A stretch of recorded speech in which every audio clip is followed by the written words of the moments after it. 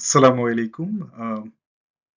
সুদূর যুক্তরাষ্ট্র থেকে আপনাদের সবাইকে স্বাগতম জানাচ্ছি আমি মোহাম্মদ মনসুর উদ্দিন চৌধুরী। আজকে আমাদের আলোচ্য বিষয় হচ্ছে ফ্রেজাল ভার্ব। আমরা জানি যে phrasal verb English language learning এর ক্ষেত্রে অত্যন্ত গুরুত্বপূর্ণ একটি বিষয় এবং এটি ইংলিশ গ্রামারের একটি খুবই গুরুত্বপূর্ণ এবং অত্যাবশ্যকীয় উপাদান বলে বিবেচিত। আ তো আজকে আমরা ইংরেজি গ্রামারের এই গুরুত্বপূর্ণ ফ্রেজাল ভার্বটি নিয়ে আলোচনা করব। আজকে আমরা এর প্রাথমিক বিষয় নিয়ে আলোচনা করব আপনাদের সাথে। ধীরে, ধীরে আমাদের অন্যান্য লেসন গুলোতে বা অন্যান্য ভিডিওগুলোতে আমাদের সাথে থাকবেন। তাহলে আমরা পর্যায়ক্রমে আপনাদেরকে ফ্রেজাল ভার্বের খুব ভালো ধারণা দিতে পারবো বলে বিশ্বাস রাখি। এখন আমরা ফ্রেজাল ভার্বের আলোচনায় যাওয়ার জন্য আমাদের পরবর্তী স্লাইডে চলে যাচ্ছি। আ আমাদের সাথেই থাকুন। আবারও স্বাগতম সবাইকে। আ আমরা পরবর্তী স্লাইডে চলে এসেছি। আ এই স্লাইডে আমাদের আলোচনার বিষয়বস্তু আমরা আগেই বলেছি। সেটা হচ্ছে ফ্রেজাল ভার্ব। আমরা জানি যে ফ্রেজাল ভার্ব এর আ শাব্দিক বা আবিধানিক অর্থ যদি আমরা আলাদা, আলাদাভাবে করি তাহলে এর প্রকৃত অর্থ পাওয়া যায় না। ফ্রেজাল ভার্ব এর অর্থটা কনটেক্সচুয়াল বা ভাবার্থ হয় বা ভিন্ন কোনো অর্থ দেয়। সাধারণত যদি ফ্রেজাল ভার্বের প্রত্যেকটা শব্দের আমরা আলাদা আবিধানিক অর্থ বা ডিকশনারি মিনিং বা লিটারাল মিনিং করতে যাই তাহলে আমরা সত্যিকারের অর্থটা কখনো পাই না। ফ্রেজাল ভার্ব সবসময় একটা ভিন্ন অর্থ দেয়। এজন্য ইংরেজি গ্রামারে ফ্রেজাল ভার্ব শেখাটা একটু চ্যালেঞ্জিং এবং খুবই গুরুত্বপূর্ণ। আমরা যদি ফ্রেজাল ভার্ব না জানি তাহলে একটা সেন্টেন্সের পরিপূর্ণ অর্থ করে ওঠা সবসময় সম্ভব হয় না। সো ফ্রেজাল ভার্ব ছাড়া আসলে আ ইংরেজির গভীর জ্ঞান বা ইংরেজির লেভেল অফ আন্ডারস্ট্যান্ডিং টা আমাদের সঠিকভাবে বৃদ্ধি করা অনেক কঠিন। It's really tough to get a full understanding of sentence or of like passage when there is a lot of use of the phrasal verbs.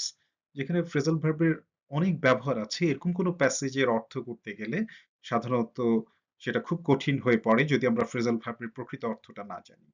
সেজন্য phrasal verb জানাটা এবং এর অর্থ জানাটা খুবই গুরুত্বপূর্ণ ইংরেজিতে। এখন আমরা আলোচনায় চলে যাচ্ছি। আমরা আ phrasal verb সম্বন্ধে জানার চেষ্টা করছি। সো ১ম এই বলতে চাই যে phrasal verb কে অন্য নামেও অভিহিত করা হয়ে থাকে। যেমন হচ্ছে group verb বা prepositional verb। তাহলে আমরা phrasal verb এর ৩ ধরনের নাম পাচ্ছি। একটা হচ্ছে phrasal verb, group verb এবং হচ্ছে prepositional verb।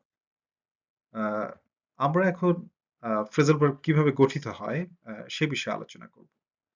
Phrasal verbs are verbs which consist of two or sometimes three words.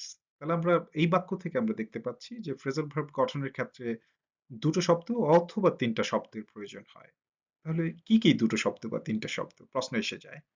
So phrasal verb এর ক্ষেত্রে আমরা নাম থেকেই বুঝতে পারছি যে ভার্ব অত্যাবশ্যকীয়। এখানে একটি ভার্ব থাকবেই। এরপর ভার্বের সাথে অন্য শব্দগুলো থাকবে। তাহলে phrasal verb ৩ ভাবে গঠিত হতে পারে। আ সেটা বেসিক প্যাটার্ন বা ফর্মস বলতে পারি যে কিভাবে গঠিত হতে পারে। ১ম যে কম্বিনেশনটা আমরা দেখতে পাই সেটা হচ্ছে ভার্ব প্লাস প্রিপোজিশন। তার মানে একটা ভার্ব তার সাথে একটা প্রিপোজিশন মিলে ফ্রেজাল ভার্ব গঠিত হতে পারে। দ্বিতীয় যেভাবে ফ্রেজাল ভার্ব গঠিত হতে পারে বা ফর্ম করতে পারে সেটা হচ্ছে ভার্ব প্লাস অ্যাডভার্ব। তার মানে ভার্বের সাথে একটা অ্যাডভার্ব যুক্ত হয়ে ফ্রেজাল ভার্ব গঠন করতে পারে। আর তৃতীয় হতে পারে যে একটা ভার্ব সাথে একটা প্রিপোজিশন অথবা একটা অ্যাডভার্ব মিলে একটা ফ্রেজাল ভার্ব গঠন করতে পারে। তাহলে আমরা দেখতে পাচ্ছি যে ৩ ভাবে ফ্রেজাল ভার্ব গঠিত হয়। একটা হচ্ছে ভার্ব আর প্রিপোজিশন মিলে, একটা হচ্ছে ভার্বের সাথে অ্যাডভার্ব মিলে, আরেকটা হচ্ছে ভার্ব, প্রিপোজিশন এবং অ্যাডভার্ব মিলে। এখন আমরা পরবর্তী উদাহরণ বা এক্সাম্পল দিয়ে বিষয়গুলো পরিষ্কার করার চেষ্টা করব। তাহলে আ বিষয়টা আমাদের কাছে সহজ বোধ্য হবে। আমরা এক্সাম্পল এ চলে যাচ্ছি। ১ম এক্সাম্পলটাতে আমরা দেখতে চাই So buying that new car has really eaten into my saving. So eat into হচ্ছে phrasal verb. So আমরা যদি এই বাক্যটার অর্থ দাঁড় করাই যে অথবা এই বাক্যে phrasal verb এর অর্থটা কি দাঁড় করায়? কি দাঁড়ায় আসলে সেটা আমরা আলোচনা করব। Buying that new car has really eaten into my savings. এখানে বোঝা যাচ্ছে যে নতুন কার কেনার কারণে তার যে সেভিং বা সঞ্চয় ছিল সেটা শেষ হয়ে গেছে বা নিঃশেষ হয়ে গেছে। তাহলে eaten into শব্দের মানে এখানে শেষ হয়ে যাওয়া, ফুরিয়ে যাওয়া বা নিঃশেষ হয়ে যাওয়া। তাহলে আমরা দেখতে পাচ্ছি যে পরিপূর্ণ ভিন্ন একটা অর্থ দিয়েছে। কিন্তু এইটা অর্থ খাওয়া। কিন্তু এখানে খাওয়া বোঝাচ্ছে না। এখানে বোঝাচ্ছে কি? ফুরিয়ে যাওয়া, শেষ হয়ে যাওয়া, নিঃশেষ হয়ে যাওয়া। সঞ্চয়, শেষ হয়ে যাওয়া, ফুরিয়ে যাওয়া। আমরা চলে যাচ্ছি পরের এক্সাম্পলে। পরের এক্সাম্পলে যাওয়ার আগে আমরা একটা কথা বলতে চাই যে ১ম এক্সাম্পলটা ছিল ভার্ব প্লাস প্রিপোজিশন। এখানে ইট হচ্ছে একটা ভার্ব আর ইনটু হচ্ছে প্রিপোজিশন। সুতরাং ফার্স্ট এক্সাম্পলটা ইটেন ইনটু অ্যাকচুয়ালি আমাদের ভার্ব প্লাস প্রিপোজিশন যে কম্বিনেশন সেটার এক্সাম্পল। সেকেন্ড এক্সাম্পলে যাচ্ছি যেটা আসলে হচ্ছে ভার্ব প্লাস অ্যাডভার্ব এর একটা উদাহরণ। Jane turn down the offer. এখানে টার্ন ডাউন হচ্ছে একটা ফ্রেজাল ভার্ব, যেখানে টার্ন হচ্ছে একটা ভার্ব আর ডাউন হচ্ছে একটা অ্যাডভার্ব। তাহলে একটা ভার্ব এবং অ্যাডভার্ব মিলে এখানে ফ্রেজাল ভার্ব গঠন করেছে। Jane turn down the offer. তার মানে হচ্ছে এখানে টার্ন ডাউন শব্দের মানে হচ্ছে কোনো কিছু প্রত্যাখ্যান করা, ফিরিয়ে দেওয়া, কোনো প্রস্তাব ফিরিয়ে দেওয়া, হ্যাঁ, আহ, অস্বীকার করা, কোনো প্রস্তাব অস্বীকার করা, সেটাকে আমরা টার্ন ডাউন বলতে পারি। তার মানে এখানে বোঝাচ্ছে যে জেইন তাকে যে অফার দেওয়া হয়েছিল সে অফারটি সে গ্রহণে অস্বীকৃতি জানিয়েছে, হ্যাঁ, বা অস্বীকার করেছে, গ্রহণে অস্বীকৃতি বা অস্বীকার করেছে। থার্ড এক্সাম্পলে আমরা চলে যাচ্ছি যেখানে হচ্ছে verb plus preposition plus adverb. আমরা এখানে বাক্যটা প্রথমে পড়বো, যে সেন্টেন্সটা দেওয়া আছে আমাদের এক্সাম্পল হিসেবে। I don't think I can put up with his behavior much longer. এখানে put up with, so put হচ্ছে একটা verb, up হচ্ছে adverb এবং with হচ্ছে preposition। তাহলে আমরা দেখতে পাচ্ছি এটা যে ৩ নম্বর যে কম্বিনেশন সেটাকে সাপোর্ট করছে, সেটারই এক্সাম্পল এটা put up with। put up with আমরা যদি আলাদা আলাদা অর্থ করি তাহলে এর ভিন্ন আবিধানিক অর্থ দাঁড়ায়। কিন্তু পুট আপ উইথ এর একটা ভিন্ন অর্থ ফ্রেজাল ভার্বের ক্ষেত্রে আমরা পাই, সেটা হচ্ছে সহ্য করা বা tolerate. So I don't think I can put up with his behaviour much লঙ্গার। এটার অর্থ দাঁড়াচ্ছে যে আমার মনে হয় না যে আমি তার এই ব্যবহার অনেকক্ষণ ধরে সহ্য করতে পারবো। তার মানে হচ্ছে যে সে টলারেট করতে পারবে না, সেটাই বোঝাচ্ছে। So put up with phrasal ভার্বের অর্থ হচ্ছে সহ্য করা। আমরা এখন পরবর্তী স্লাইডে চলে যাচ্ছি আমাদের ফ্রেজাল ভার্ব আলোচনার ক্ষেত্রে। আহ,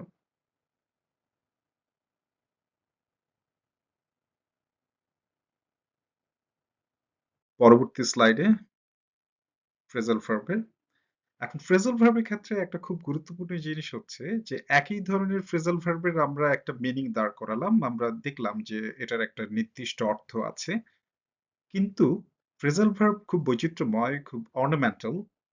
ইংরেজি বাক্যের ক্ষেত্রে ইংরেজি বাক্যের সৌন্দর্যকে বৃদ্ধি করে। It helps to beautify the language. এটা ল্যাঙ্গুয়েজকে বিউটিফাই করতে সাহায্য করে। সো ফ্রেজাল ভার্বকে আমরা বলতে পারি আহ, অনেকটা ইডিওমেটিক ইউজের মতো, অথবা যেটা যেটা ভিন্ন অর্থ প্রকাশ করে।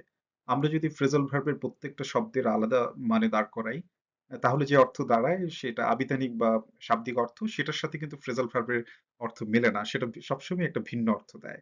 সেজন্য ফ্রেজাল ভার্বের অর্থ জানাটা খুব জরুরি। কারণ ফ্রেজাল ভার্বের প্রকৃত অর্থ যদি আমরা না জানি তাহলে অনেক সময় আমরা আহ, ভুল অর্থ দাঁড় করাতে পারি ইংরেজি বাক্যের, ইংলিশ সেন্টেন্সের। সো এখন যে কথাটা আবার বলতে চাচ্ছি যে একটা ফ্রেজাল ভার্বের একটা অর্থ আমরা দাঁড় করিয়ে দিচ্ছি, কিন্তু সেই অর্থের বাইরেও ফ্রেজাল ভার্বের একটা একই ফ্রেজাল ভার্বেরও আবার ভিন্ন ভিন্ন অর্থ থাকতে পারে। সেটা কেমন, সেটার উদাহরণ বা এক্সাম্পলটা আমরা দেখতে চাই, তাহলে হয়তো বিষয়টা আমাদের কাছে পরিষ্কার হবে। আমরা এক্সাম্পলে চলে যাচ্ছি। ফার্স্ট এক্সাম্পলটা আমরা দেখতে পাচ্ছি, হি টুক অফ হিজ হ্যাট। এখানে আমরা টুক অফ বা টেক অফ শব্দটাকে আমরা নিয়েছি, টেক অফটাকে। সেই টেক অফ থেকে আমরা টুক অফ পাস্ট ফর্ম করেছি। He took off his head hat. He took off his hat. তাহলে আমরা দেখতে পাচ্ছি যে সে তার হ্যাটটা খুলে নিয়েছে বা সরিয়ে নিয়েছে।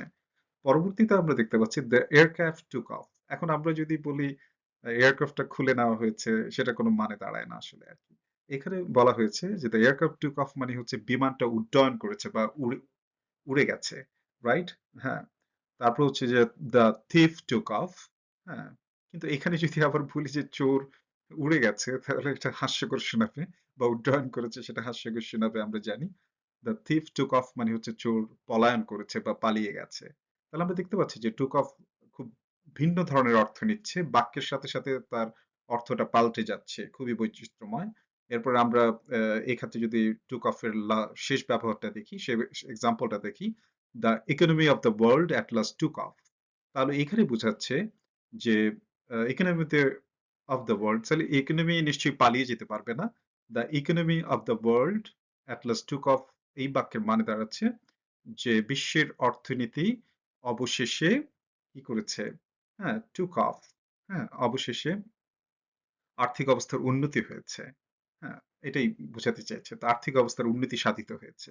এটা বোঝাতে চাইছে। তাহলে আমরা টুক অফ এর দেখলাম যে টুক অফ, টেক অফ একটা ফ্রেজাল ভার্ব, যেটা প্রতি সেন্টেন্সে এর মানে পাল্টে গেছে।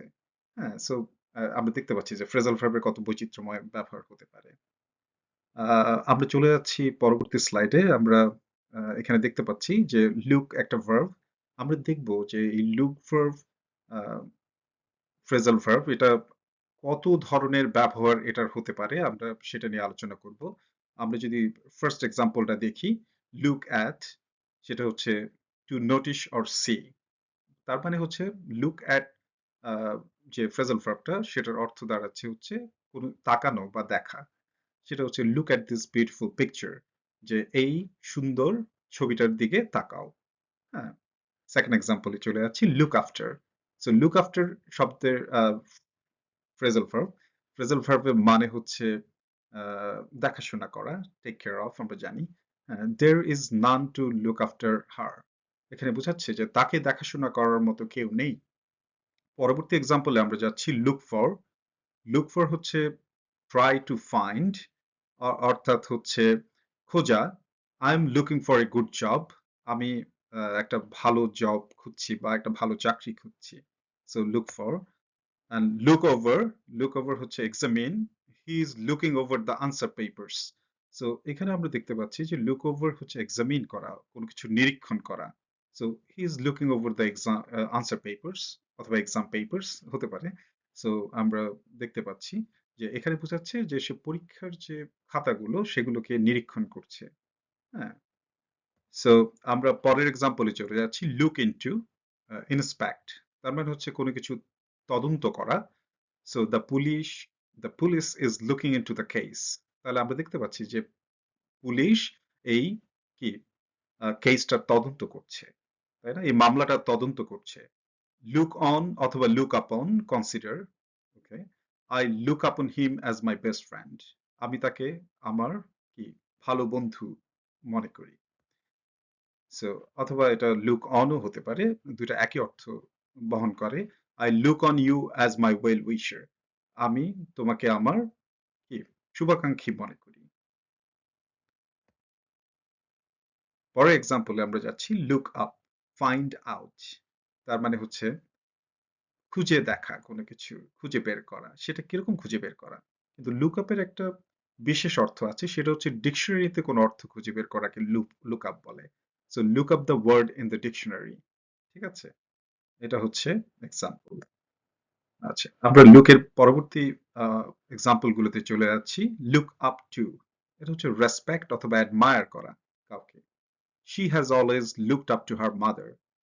তাহলে এখানে কি বলছে, যে সব সময় সে তার মাকে কি করেছে, হ্যাঁ, সম্মান করেছে, অথবা প্রশংসা করেছে, দুটোই হতে পারে।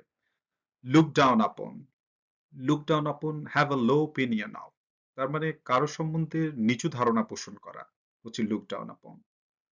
Do not look down upon the poor, যে তোমরা গরিবদেরকে কখনো অবজ্ঞা করো না। তার মানে হচ্ছে যে লুক ডাউন আপনের আরেকটা অর্থ হতে পারে অবজ্ঞা করা বা কাউকে নিচু ভাবে দেখা বা নিচু মনে করা, অবজ্ঞা করা। So do not look down upon the poor, যে গরিবদেরকে তোমরা অবজ্ঞা করো না। লুক আউট ফর, এটা হচ্ছে expect. Do look out for spelling mistakes in your work. তার মানে বোঝাচ্ছে যে আমরা যেন প্রত্যাশা করি বা খুঁজে দেখি যে আমরা আহ, যে লেখাটা লিখছি বা কোনো কিছু সেটার মধ্যে যেন বানান কোনো ভুল আছে কিনা, স্পেলিং মিস্টেকস আছে কিনা, সেটা যেন আমরা খুঁজে দেখি। হ্যাঁ, আমাদের যে কোনো সাহিত্যকর্ম হোক, যে কোনো লেখা হোক, হ্যাঁ, যেমন আমি এই স্লাইডটা তৈরি করেছি। এই স্লাইডটার ক্ষেত্রেও আমাকে অবশ্যই দেখতে হবে যে এখানে কোনো স্পেলিং মিস্টেক আছে কিনা। Look out for. I have to look out for the spelling mistakes in my slides. যে গ্রামার প্রেজেন্টেশন বা স্লাইড আমি করেছি সেটার কথা বলছি। সো আমরা চলে যাচ্ছি পরের এক্সাম্পলে লুক ফরওয়ার্ড টু।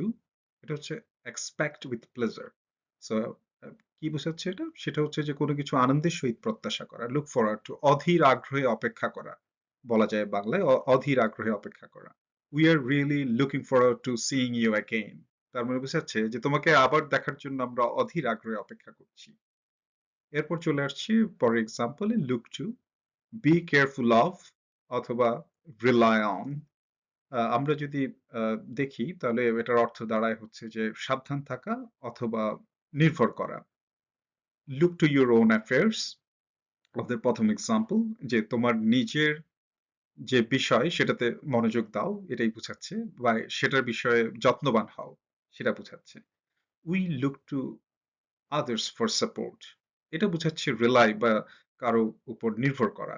আমরা জানি যে এটার আরো হতে পারে যে রিলাই অন এর ক্ষেত্রে আমরা ব্যাংক অন মানে নির্ভর করা, কাউন্ট অন মানে হচ্ছে নির্ভর করা, অথবা ডিপেন্ড অন, রিলাই অন। তাহলে অনেকগুলো অপশন আমরা দেখতে পাচ্ছি। রিলাই অন হতে পারে, ব্যাংক অন হতে পারে, কাউন্ট অন হতে পারে, অথবা হতে পারে ডিপেন্ড অন।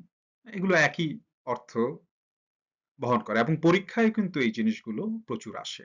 এগুলো খুব কম্পারেটিভলি একই জিনিস। We look to others for support. আমরা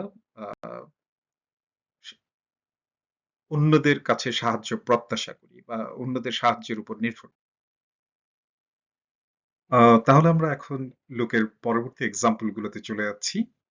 আহ, আমরা যদি লুকের পরবর্তী এক্সাম্পলে যাই তাহলে আমরা দেখতে পাচ্ছি যে লুক থ্রু একটা ফ্রেজাল ভার্ব যার অর্থ হচ্ছে to read or briefly examine. তো আসলে এর অর্থ দাঁড়ায় হচ্ছে কোনো কিছু পড়া বা আহ, গভীরভাবে কোনো কিছু নিরীক্ষণ করা। সেটাই বোঝাচ্ছে। সো লুক থ্রু, আমরা এক্সাম্পলটা দেখি। I look through all the official letters. So এখানে যেটা বলছে যে অফিসিয়াল যে চিঠিগুলো ছিল সেগুলোই কেউ গভীরভাবে পর্যবেক্ষণ করছে বা নিরীক্ষণ করছে অথবা পড়ছে। সেটাই বোঝাতে চেয়েছে।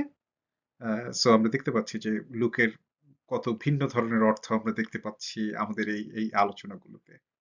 সো চলে যাচ্ছি পরবর্তী এবং লুকের শেষ এক্সাম্পলে। Look out. সো এর মানে হচ্ছে বি ওয়াচফুল অথবা বি ওয়্যার।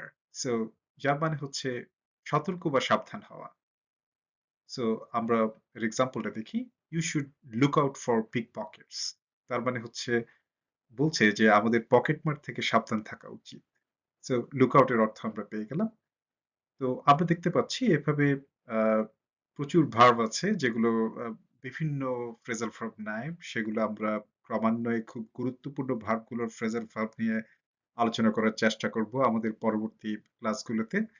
আহ, আপনারা আমাদেরকে জানাবেন যে আসলে এগুলো আপনাদেরকে সাহায্য করছে কিনা বা আপনাদের বুঝতে কোনো অসুবিধা হচ্ছে কিনা।